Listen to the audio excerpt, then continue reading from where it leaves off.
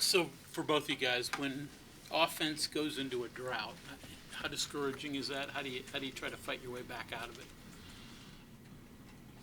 Um, I would say usually it's either we're trying to get Sean and Taz a good look, but teams have really been doing a good job at making their life harder.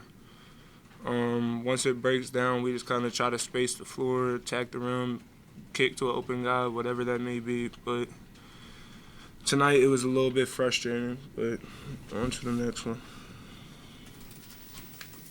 Gabe, did you try to take a little bit of that offense on your shoulders when you see everything else isn't working? Yeah, definitely. Try to be more aggressive. Try to step up in areas where they need help today, but you just got to lock in defensively.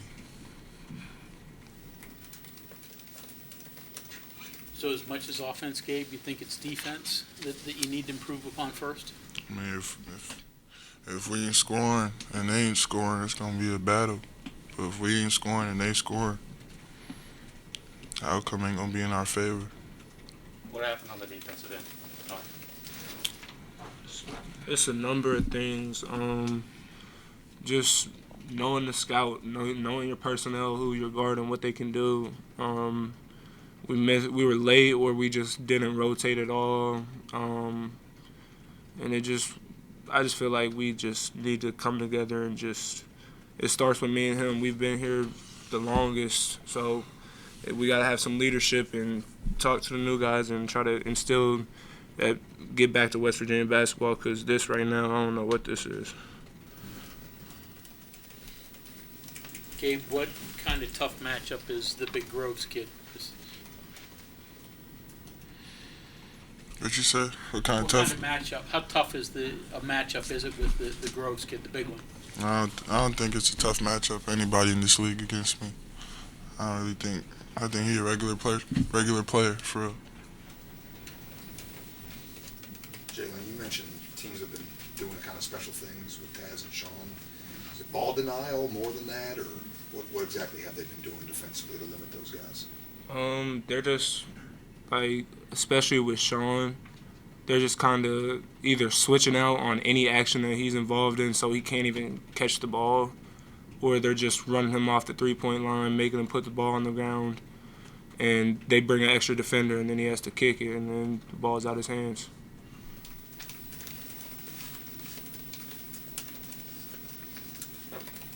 Either one of you guys, the assist totals have been kind of low for a couple games.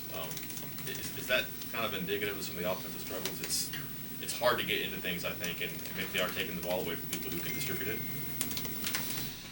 Yeah, that and then spacing. That's a whole bunch of stuff that plays into rising our assist totals. I think spacing, just locking in more in our sets. I think a couple times on the court today we caught some sets. People in the wrong spot, just the little things. Have you seen similar things that have kind of pulled you guys off course offensively? And if that is the case, kind of repeated things, how kind of discouraging or frustrating is that you kind of know what you don't want to do and that still does happen? I would say the last 5, 6, 7 games, we've been playing against the same kind of defense. Like I said, they're just switching everything, and it kind of takes us out of what we're trying to do, and we just got to get past that and keep playing basketball. If the play doesn't work, do something else. It's really that simple.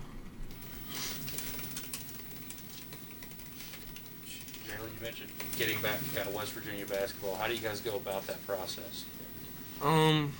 It just starts with the leaders, people who've been here.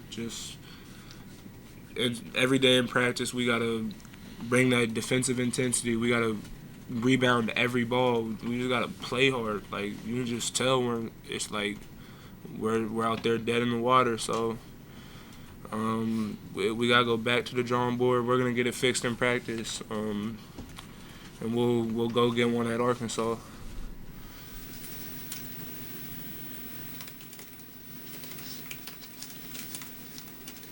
Jalen, y'all had a possession that seemed like it was kind of going nowhere, and you found an opening and dunked. No assist, nothing like that. Is that kind of what you have to look for when the ball isn't moving and they're kind of switching and shutting everything down? Is it that? I don't want to say it's that easy, but is that kind of an example of reading offense there? Yeah, I just kind of, when I caught the ball, I looked at the rim and I kind of noticed how my defender was like shading towards like the middle of the floor, and he kind of gave me a lane, so I just put the ball in my left hand and went, and y'all saw what happened next.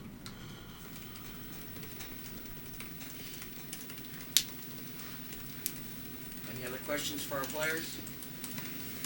Thank you, gentlemen.